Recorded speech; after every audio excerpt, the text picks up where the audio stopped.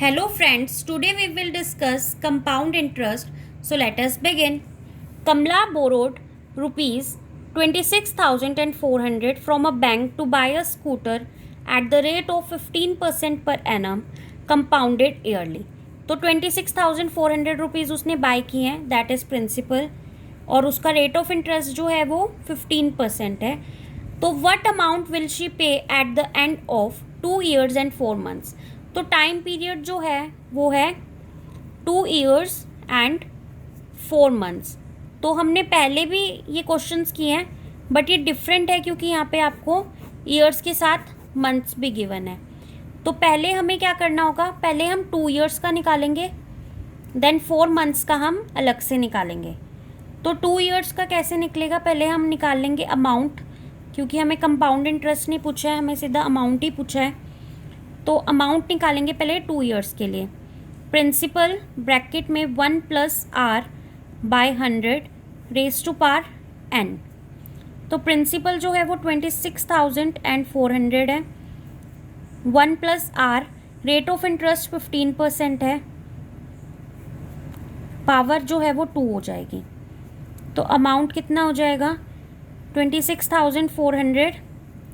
Bracket में जब इसका एलसीएम लेंगे तो 100 + 15 हो जाएगा by 100 raise to power 2. So 26400 115 by 100 raise to power 2. तो जब हम 115 का स्क्वायर करेंगे, मतलब 115 × 115, तो वो हो जाएगा 13,225 और 100 का 10,000.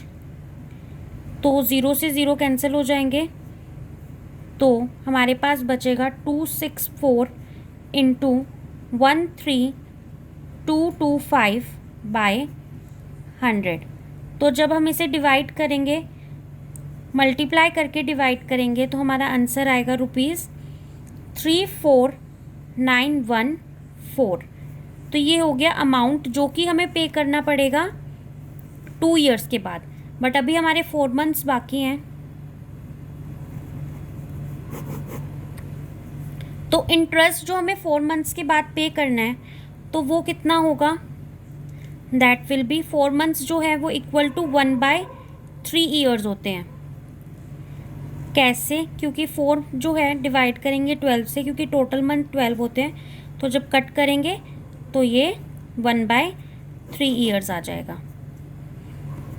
तो अब हमें कितना इंटरेस्ट पे करना है 1/3 years का, वो हो जाएगा 1/3 इंटू प्रिंसिपल. प्रिंसिपल जो है वो ये वाला होगा, क्योंकि 2 years के बाद प्रिंसिपल ये हो चुका है, इंटू टाइम. टाइम तो हम लिख चुके हैं, रेट जो है वो 15% है, डिवाइडेड बाय 100.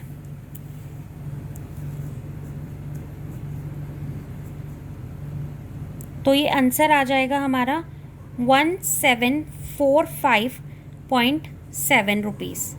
तो ये इंटरेस्ट जो है वो हमें पे करना पड़ेगा फॉर 4 months. तो अब हमारा टोटल अमाउंट कितना हो जाएगा 2 years and 4 months के बाद,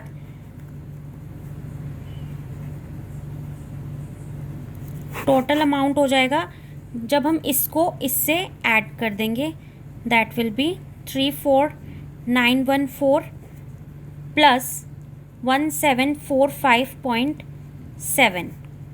तो जब इसे हम ऐड करेंगे तो आएगा ₹36659.7 रुपीज़. तो इतना अमाउंट जो है 2 year and 4 months के बाद कमला को पे करना पड़ेगा. Fabina borrowed ₹12,500 per annum for 3 years at 12% simple interest, and Radha borrows the same amount for the same time period at 10% per annum compounded annually. Who pays more interest and by how much? तो इसके लिए पहले हमें दोनों का solve करना पड़ेगा. फबीना ने जो है वो सिंपल इंटरेस्ट पे किया है, तो सिंपल इंटरेस्ट का फॉर्मूला क्या होता है, P means principal, multiply by rate of interest, multiply by time divided by 100. तो 12500 जो है वो प्रिंसिपल था for 3 years at the interest of 12% और डिवाइडेड बाय 100.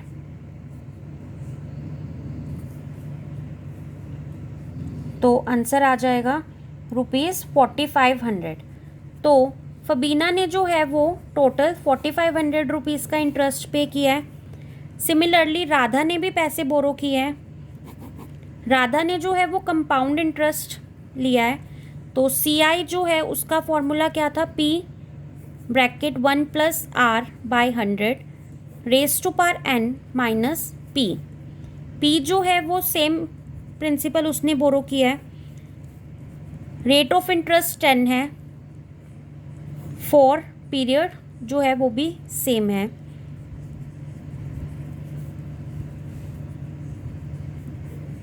तो यहाँ पे 10 से 10 कैंसिल हो जाएगा. अब हम LCM लेंगे तो 10 + 1 आ जाएगा. LCM लेने का मेथड मैं एक बार बता चुकी हूँ.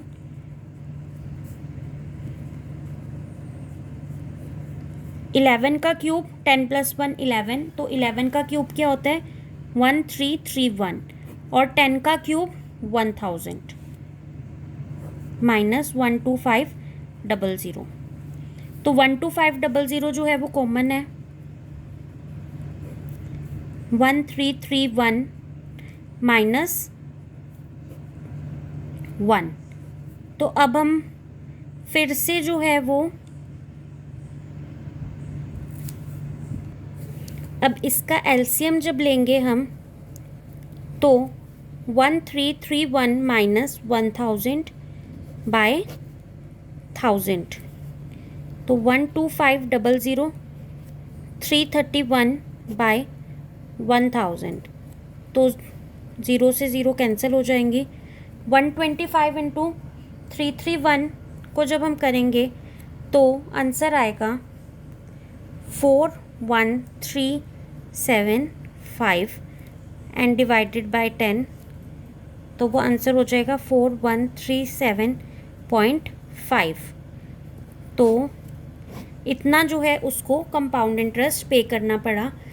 तो ज़्यादा किसने पे किया है, फबीना ने. तो फबीना पेज मोर इंटरेस्ट. और कितना ज़्यादा, उसके लिए हम 4500 में से 4137.5 को सब्ट्रैक्ट कर देंगे. तो आंसर आ जाएगा 362.5. तो फबीना ने 362.5 रुपीज़ एक्स्ट्रा पे किए हैं. Thank you for watching.